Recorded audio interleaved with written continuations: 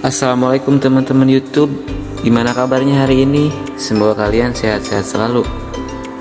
Dalam video kali ini saya akan mempresentasikan tentang penentuan harga pokok secara konvensional.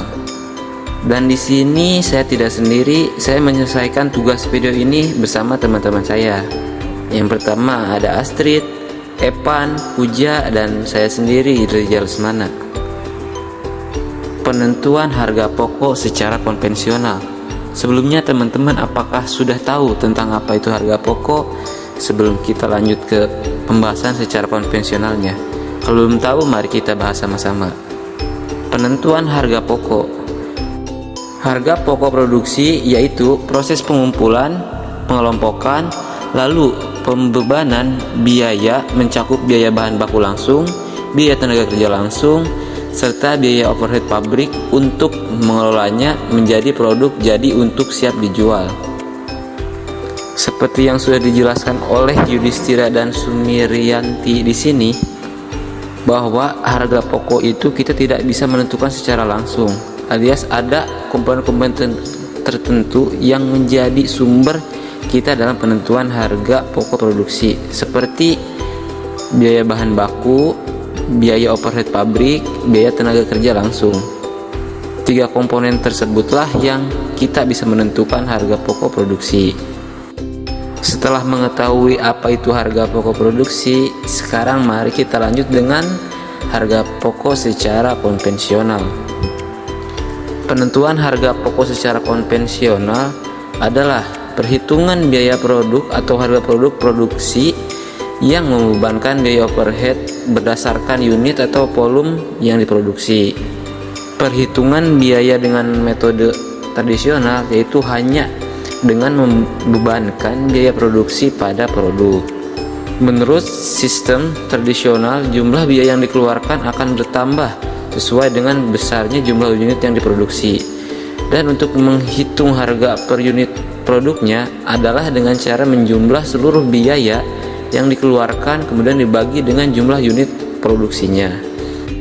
Nah, yang dimaksud di sini ialah semua biaya itu biaya, baik itu biaya bahan baku, biaya tenaga kerja langsung, biaya overhead pabrik, di total jadi berapa jumlahnya. Nah, lalu dibagi dengan jumlah unit yang hasil produksi tersebut.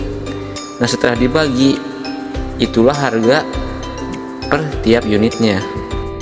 Lalu di sini ada fungsi penentuan harga pokok. Fungsi penentuan harga pokok produksi bertujuan untuk mengetahui berapa besarnya biaya yang dikorbankan dalam hubungannya dengan pengelolaan bahan baku menjadi barang jadi atau jasa yang siap untuk dijual dan dipakai. Lalu di sini ada tujuan penentuan harga pokok.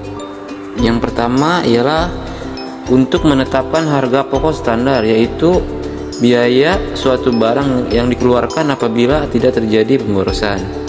Yang kedua, sebagai dasar penetapan harga jual produk. Yang ketiga, untuk mengetahui apakah kebijakan cara penjualan produk perlu diubah atau tidak. Yang keempat, sebagai penunjuk apakah mesin dan perlengkapan perlu diganti atau ditambah, sebab ongkos-ongkos perbaikan mesin lama akan mempertinggi harga produk. Yang kelima, untuk keperluan perhitungan neraca, yaitu dengan mengetahui harga barang jadi yang ada di gudang, dan hal ini akan ditentukan dengan mengetahui harga pokok barang jadi tersebut. Setelah mengetahui tujuan, berarti di sini ada manfaatnya. Manfaat penentuan harga pokok ada beberapa. Di antaranya, yang pertama, untuk menentukan harga jual produk. Yang kedua, memantau realisasi biaya produksi. Yang ketiga, menghitung laba atau rugi secara periodik. Yang keempat, menentukan harga pokok persediaan produk jadi dan produk dalam proses yang disajikan dalam neraca. Sebenarnya manfaat dari penentuan harga pokok itu sangat banyak. Cuma di sini yang kita tulis di sini ialah secara garis besarnya saja. Lalu di sini ada perbandingan metode tradisional. Penentuan harga pokok produksi menggunakan sistem tradisional lebih mudah digunakan untuk menghitung harga pokok produksi jika dibandingkan dengan sistem perhitungan yang lain. Namun sistem tradisional tidak mampu memberikan perhitungan biaya yang dapat memberikan informasi yang akurat dalam teknologi perusahaan maju.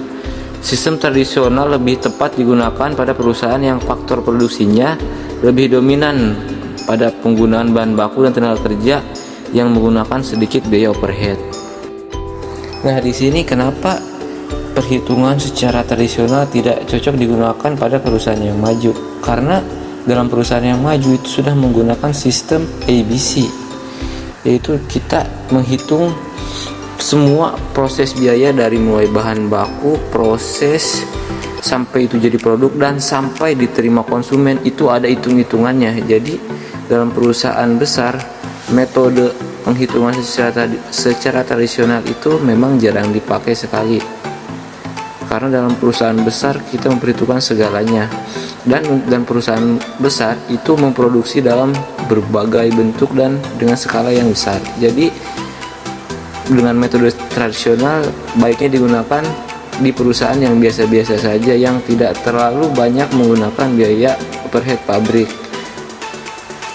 Lalu di sini ada kelebihan metode tradisional. Kelebihan sistem akuntansi tradisional menurut Amin W. Tunggal tahun 2000 dalam Partogian Sormin 2003. Yang pertama, mudah diaudit karena jumlah cost driver tidak terlalu banyak sehingga memudahkan auditor melakukan proses audit. Yang kedua, mudah diterapkan karena tidak banyak memakai cost driver dalam pengalokasian biaya overhead pabrik, sehingga memudahkan manajer melakukan perhitungannya. Nah, jika tadi kelebihan, sekarang di sini kita membahas tentang kelemahan metode tradisional. Kelemahan atau kekurangan sistem tradisional menurut Supriyono 2002-74. Yang pertama, sistem tradisional terlalu menekankan pada tujuan penentuan harga pokok persediaan dan harga pokok produk yang dijual. Akibatnya, sistem ini hanya menyediakan informasi yang relatif sedikit untuk mencapai perusahaan dalam persaingan global. Yang kedua, pembebanan biaya overhead pabrik terlalu memusat pada distribusi dan alokasi biaya overhead pabrik daripada berusaha untuk mengurangi pemborosan dengan menghilangkan aktivitas yang tidak bernilai tambah. Dan yang ketiga, sistem tradisional tidak mencerminkan sebab akibat biaya karena hanya mengakui volume produk dan jam kerja yang menjadi faktor timbulnya biaya. Nah, lalu di sini ada perhitungan harga pokok produksi dengan sistem tradisional. Menurut Supriyono tahun 2002, pembebanan biaya overhead pabrik dengan sistem tradisional dilakukan dengan dua cara, yaitu satu, produk tunggal. Jika hanya memproduksi satu produk saja, maka biaya overhead akan dibebankan kepada produk itu saja dan pembebanannya tidak akan menjadi masalah. Yang kedua, ada produk ganda. Dalam sebuah perusahaan yang memproduksi produk lebih dari satu, maka biaya overhead pabrik akan dibebankan kepada semua produk tersebut.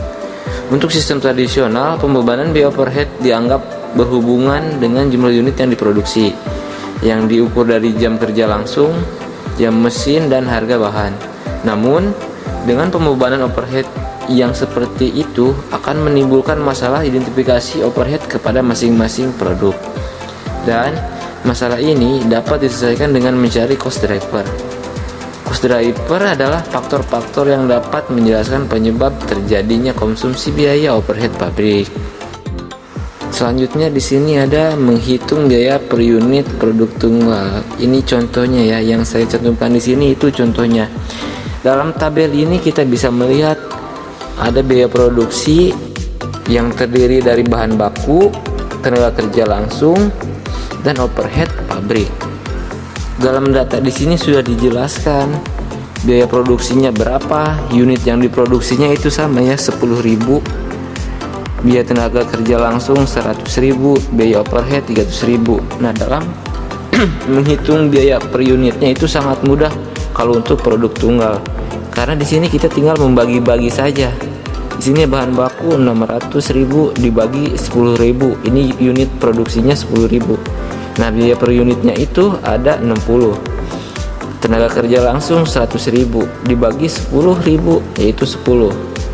Biaya overhead pabriknya 300.000 dibagi 10.000 ada 30. Nah, ke semua ini kita totalkan menjadi 1 juta dan unit produksinya tetap 10.000. Nah, untuk mengetahui biaya per unit, kita dengan mudah bisa mengetahui dari ini total 1 juta dibagi unit produksi, yaitu 100.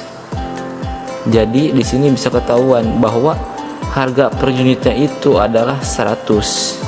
Makanya untuk menghitung biaya unit produk tunggal itu sangatlah gampang. Jadi perusahaan di sini bisa mudah mengambil, apakah kita mau mengambil 10%, 20% keuntungan dari biaya yang dikeluarkan untuk satu unit tersebut.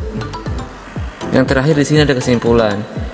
Penentuan harga pokok produksi menggunakan sistem tradisional lebih mudah digunakan untuk menghitung harga pokok produksi jika dibandingkan sistem perhitungan yang lain.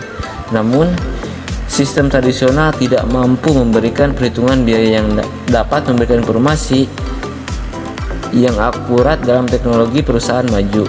Sistem tradisional lebih tepat digunakan pada perusahaan yang faktor produksinya lebih dominan pada penggunaan bahan baku dan tenaga kerja yang hanya menggunakan sedikit biaya overhead.